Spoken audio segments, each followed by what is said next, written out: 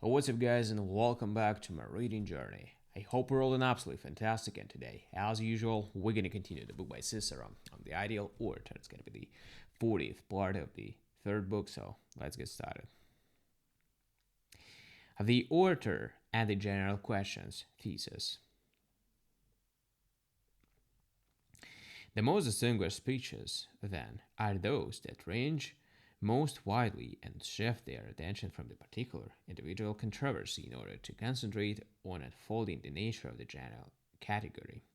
Thus, the audience can make their decision about the individual parties' charges and court cases after having learned about the nature and category of the matter on a general level.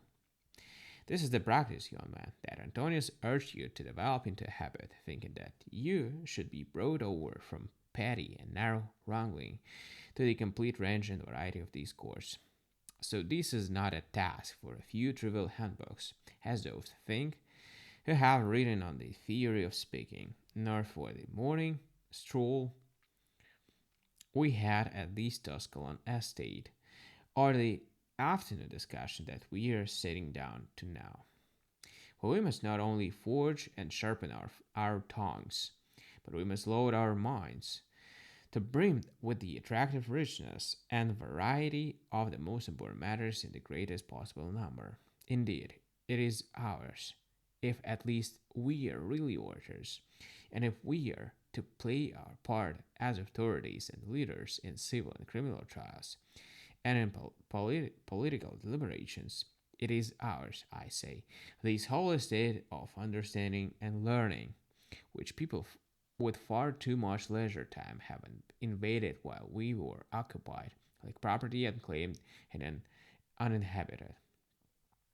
They have even gone so far as to laugh at the orator to mock him, as Socrates did in the Gorgias, or to give a couple of precepts about the orator's art in a few trivial handbooks and entitle these on rhetoric, as if the orators were not the real owners of the things that these people say about justice, about moral duty, about establishing and governing communities, actually about the whole of the conduct of life, and yes, even about the explanation of nature.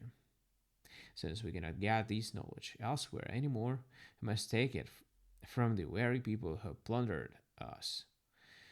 But we must apply it to it. But we must apply it to our knowledge of community life, with which it is concerned and at which it aims. And as I said before, we must not waste an entire lifetime in learning all these. But once we have seen the sources, and only those who get to know them quickly will ever get to know them at all, we will, whenever the need arises, draw from them only as much as the situation demands. For nature has not endowed the human intellect with such sharp vision that anyone can discern such important matters without being shown them.